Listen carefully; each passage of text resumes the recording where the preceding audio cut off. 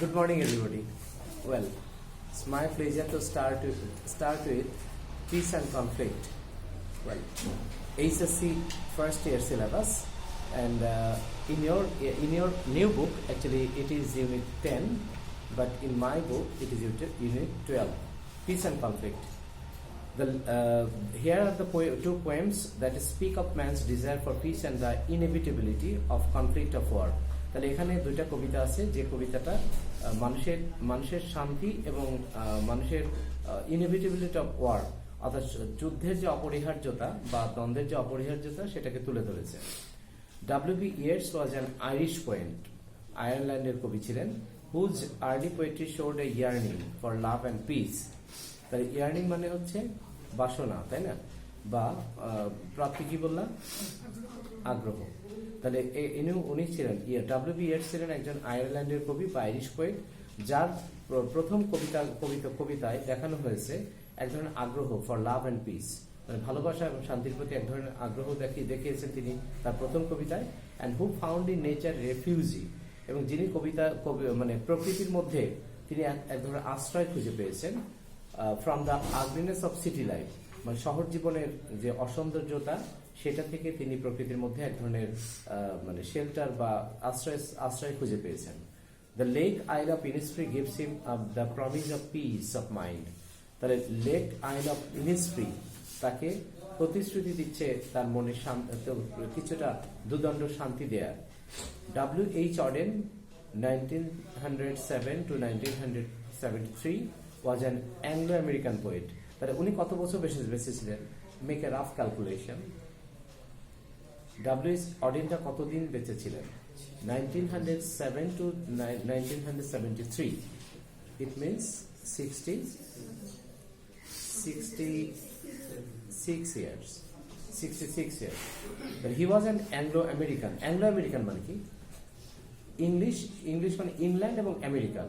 তাহলে দুটো মানে কনসেপ্ট নিয়ে লিখছেন, ইংলিশ এবং আমেরিকান দুটাকে একসাথে বলা হয় Anglo American poet, who became famous for his stylistic and technical achievements, যিনি প্রসিদ্ধ তার বিশেষ বৈশিষ্ট্য সম্পন্ন এবং টেকনিক্যাল অ্যাচিভমেন্টস এবং প্রায়োগিক যে দক্ষতা সেটির কারণে তিনি প্রসিদ্ধ।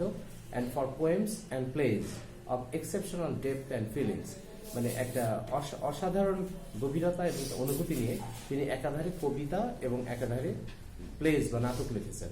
হি wrote about love, war, religion, politics and the problems of modern man. তিনি লিখেছেন যুদ্ধ সম্পর্কে, ধর্ম সম্পর্কে, রাজনীতি সম্পর্কে এবং আধুনিক মানুষের সমস্যা নিয়ে তিনি লিখেছেন। September 1, 1939 is an indictment of all wars. অর্থাৎ 1939 সালের 1 সেপ্টেম্বর এটা হচ্ছে সমস্ত যুদ্ধের একটা অবতারণার কথা বলা হয়েছে, particularly one that was লুমিং over the world in 1939। লুমিং over মানে কি? তছনছ করে দেয়া, ছড়িয়ে যাওয়া। তাহলে বলছে বিশেষ করে তিনি সেই কবিতাটা লিখেছেন 1939 সাল নিয়ে, যেটা সারা বিশ্বে তোলপাড় হচ্ছিল, তাই না? সেটা নিয়ে। Read the poems and answer the questions that follow. The Lake Isle of Innisfree by W.B.Yeats. তাহলে W.B.Yeats আবার বলো তো উনি কোন দেশের কবি? Irish poet, Anglo American poet, তাই না? আচ্ছা, আইরিশ পোয়েট মানে আয়ারল্যান্ডের কবি W.B.Yeats। তো তার কবিতা হচ্ছে the lake isle of Innisfree বা ইনিসফ্রি দ্বীপ। তাহলে আমরা কবিতাগুলো পড়ি, যদিও আমরা বোধহয় প্রথম দিকে স্যাম্পল কোয়েশ্চেনটা পড়েছিলাম, তারপরে আজকে একটু রিভিউ করি। Let us revisit the poem. আচ্ছা, I will arise and go now and go to Innisfree. আমি জেগে উঠবো এবং এখন যাব হচ্ছে ইনিসফ্রির কাছে। And a small cabin build there, এবং সেখানে ছোট্ট কুটির বানাবো। Of clay and waters made. Clay মানে কাদামাটি এবং ওয়াটার্স মানে কি? খড়কুটো বা নলখাগড়া দিয়ে। 9 bin rows will I have there, সেখানে 9টি সিমের শাড়ি থাকবে। A hive for the honey bee, অর্থাৎ মৌমাছির একটা চাক থাকবে, তাই না? মৌমাছির একটা সেখানে চাক থাকবে। And live alone in the bee loud glade, এবং মৌমাছির উচ্চ শব্দের মধ্যে আমি একাকী বাস করব।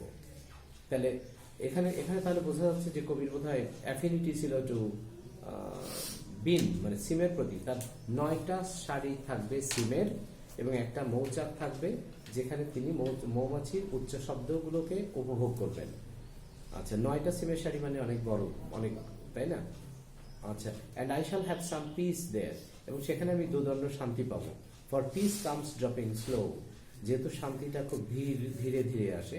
Dropping from the veils of morning to where the cricket sings, আর সকালটা ভাঙবে হচ্ছে মানে সকালটা হবে মানে বলছে যে dropping from the veils of morning, সকালের ঘমটা বেয়ে মানে সকালটা হবে পরিপূর্ণভাবে ক্রিকেট সিংস। ক্রিকেট সিংস মানে কি? ঝিঝি পোকার ডাক শোনে। There midnight's all a glimmer and noon purple glow, যেখানে মধ্যরাত্রিটা হবে মহিমান্বিত মানে অ্যান্ড নুন পার্পল গ্লো, এবং দুপুরটা হবে কি রঙে? পার্পল, বেগুনি রঙে রঞ্জিত হয়ে। And evening full of the linnet's সুইংস, এবং সন্ধ্যাটা হবে হচ্ছে চড়ুই পাখির ডানায় ভর করে, তাই না? লিনেটস মানে হচ্ছে Sparrow. I will arise and go now, আমি এখন জেগে উঠবো এবং যাব। and for always day and night, সারা দিন রাত ধরে। I hear lake water lapping with low sounds by the shore, আমি শুনতে পাই টপ টপ করে সেই মানে শোর মানে সমুদ্র তীরে পানির শব্দ করা আমি টের পাই। while I stand on the roadway, আমি যখন রাস্তায় দাঁড়াই, or on the pavements gray, অথবা ধূসর চত্বরে আমি যখন দাঁড়াই, I hear it in the deep heart's core, আমি আমার অন্তরের অন্তঃস্থলে আমি এর শব্দ শুনতে পাই। কিসে? Innisfree, তাই না? So this is all about the poem of Innisfree, The Lake Isle of Innisfree by W.B.Yeats. তাহলে এখানে একটা কিছু ইমেজ আছে কবিতাতে, দেখো। লিনেটস উইংস, লিনেটস উইংস এর নিচে আন্ডারলাইন করো।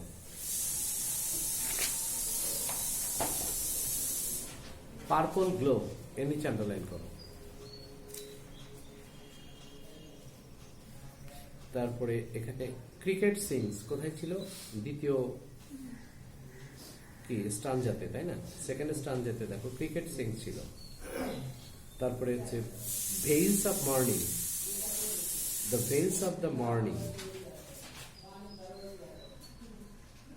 এবং এখানে দেখো পরের একদম শেষ স্টানজাতে ছিল হলো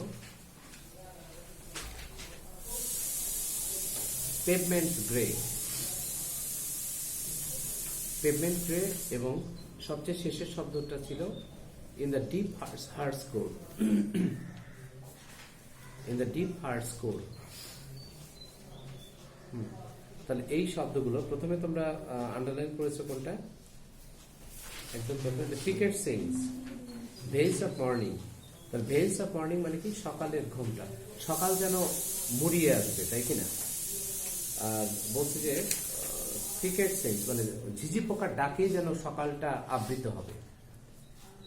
আর এখানে বলছে যে পার্পল গ্লো, এটা বেগুনি রঙের আভায় রঞ্জিত হয়ে দুপুর আসবে।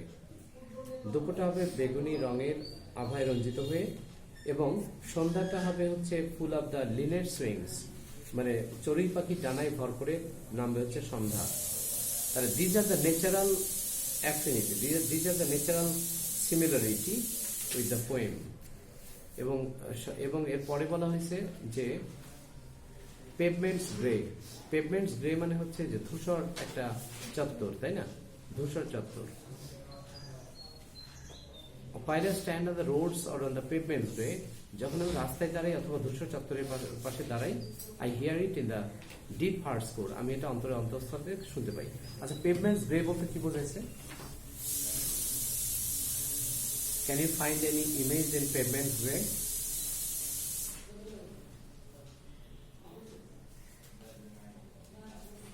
এখানে বলছে যে এটা সিটি লাইফের যে মানে কি বলা যাবে, সিটি লাইফের যে সিনিক বিউটি।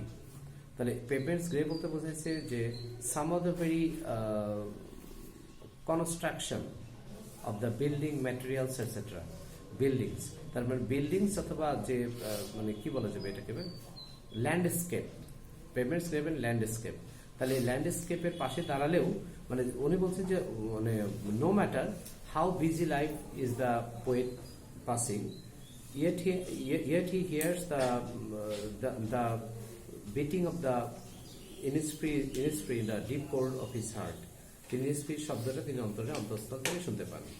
তাহলে এটা হচ্ছে মানে পিস অ্যান্ড কনফ্লিক্টের, এটা হচ্ছে পিস পার্ট, তাই না, পার্ট অফ পিস। তারপরে এখানে বলছে 3 নম্বর, describe the island in Yeats poems. তাহলে ইয়ার্সের কবিতায় আইল্যান্ডটাকে বর্ণনা করো। What does bee loud glade mean? মানে এখানে বলছে যে মানে মৌমাছির সশব্দ গুঞ্জন বলতে কি বোঝো? তাহলে বলবা কি যে bee loud glade means the humming of the bees, তাই না, humming of the bees that the poet hears in the deeper portion of his heart. And 4 number was, what does the poet mean when he says, for peace comes dropping slow? Peace is not to be got but to be obtained, তাই কিনা? তাহলে piece শান্তিকে আসলে মানে শান্তিকে খুঁজে পাওয়া যায় না, কিন্তু শান্তিকে আবিষ্কার করতে হয়, তাই না? শান্তিটা পাওয়া যায়, মানে শান্তিটা আসে ধীরে ধীরে। তার মানে পিস ইজ অ্যান কি বলবো, peace is a relative concept of man, তাই না? তাহলে peace is a relative concept of life.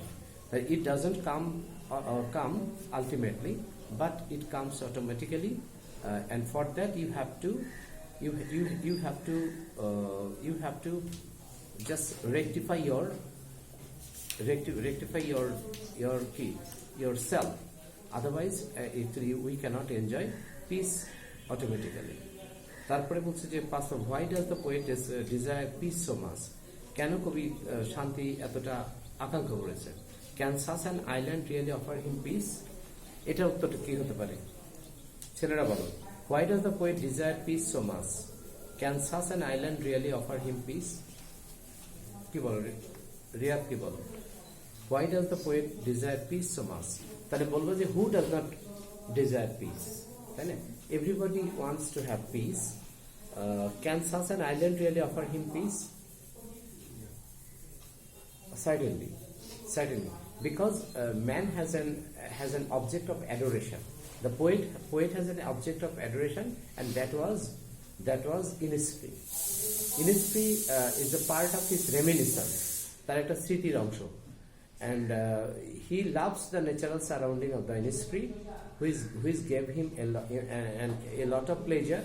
And whenever he passes his life, especially in city life, actually the very nostalgic feeling of that place gives him tranquility. Tranquility মানে কি? প্রশান্তি দান করে। So actually this island is an object of peace to the poet, তাই না? তাহলে এই কবিতাটা মোটামুটি এটা আগেই পড়া হয়েছে, তোমরা এর কবিতার পরে ফ্রম সেপ্টেম্বর 1, 1939 বাই W.B.Yeats, এটা কি পড়া হয়েছে? তাহলে এটা আমরা পড়ি।